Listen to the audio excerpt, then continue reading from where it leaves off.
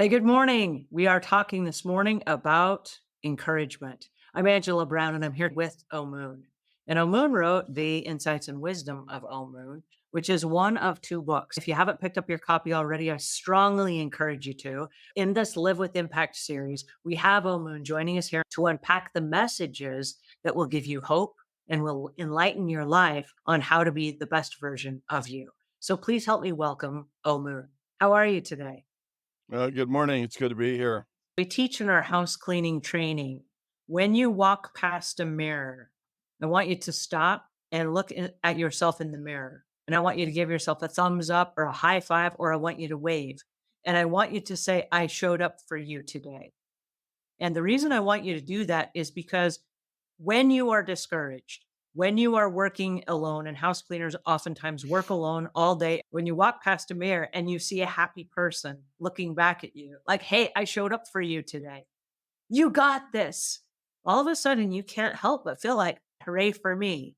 Okay, yes, it was you just cheering yourself on. But what happened is you saw it coming right back at you in the mirror. And so when we show up that way for other people, we get the same feeling that we get when we give it to ourselves in the mirror.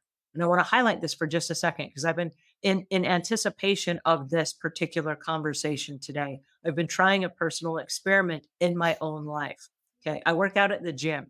And as I go to the gym and you walk in and you might see somebody and you can do the nod of the head like, how you doing this morning? And I said, what would happen if I open my eyes really wide and I smile as big as I can? It's free, right? It costs me nothing. So I started doing this. I know it sounds crazy, but I started doing this with every single person I see at the gym. They're like, whoa, she seems really happy to see me. Like, hi back. Okay, now, and I'm calling them by name.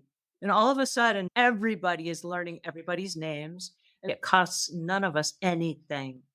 We have to realize that everything we do is contagious, and it can be a negative contagion or it can be a positive one. What kind of a world would you prefer to live in?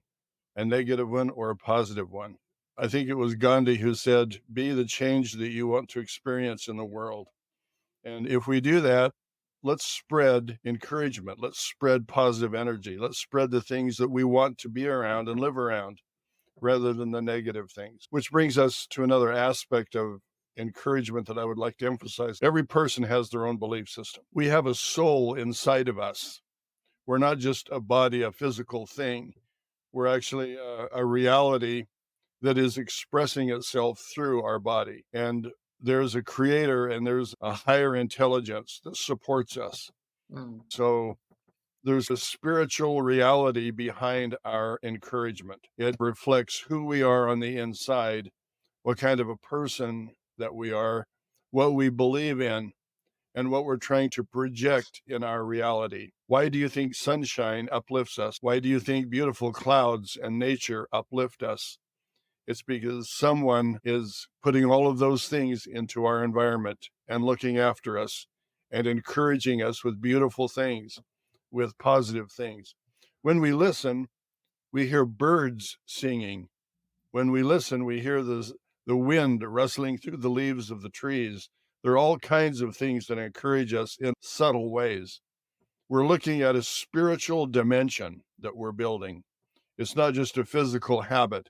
It's a reality of who we are on the inside and how we relate to the forces of the universe. We want to develop those qualities. It's important that we identify them and become aware of them and associate them with the positive energy or the negative energy, and to see whether or not we're in alignment with those universal things. There are universal laws and foundational principles that are moving around us all of the time. We want to be in alignment with those. And encouragement is one way of doing that. It's a positive energy that helps us to align with the universe itself. It's interesting because it's not just something that one day we wake up and we say, oh, hey, there's a higher power and I should probably align myself with it. But we learn from a very young age. Parents from the very beginning are giving us kudos and they're saying kind things to us and they're giving us words of encouragement. And then as a toddler, we decide we're going to get independent. I can walk now and we can't. We get up and we wobble around and our parents hold out their hands and they're like, come to me. You can do this. And they encourage you, and you get up and you wobble and then you fall down on your face. They're like, it's okay. You can do it. Get up again, try again.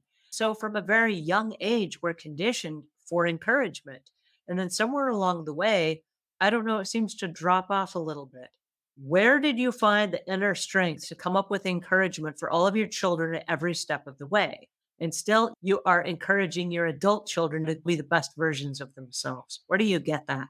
I think it was an insight that I had early on. Like you were saying, when a child takes that first step, the parents are so excited. That kind of excitement really encourages the little person to keep taking steps. And if we could put that excitement into everything that we do and interacting with people, excitement is contagious. Mm. And that energy, that positive energy, is just a successful thing. We tried to instill that in the children as they were growing up, that everything they did was important.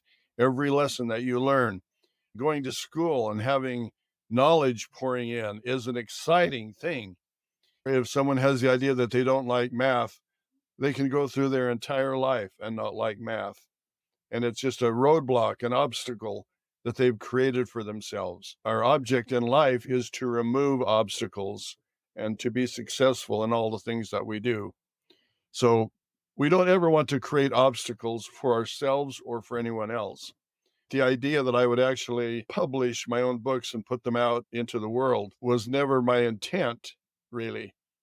But I've received a lot of encouragement through the years from all of my children and people that I interact with. They'll say, share with us some insight. Now that you're this old, you should have learned something by now. Tell us what that is. And under that encouragement, I've actually started to put my works out into the world where people can see them and enjoy them. And it's only because people have encouraged me and it's been a positive energy.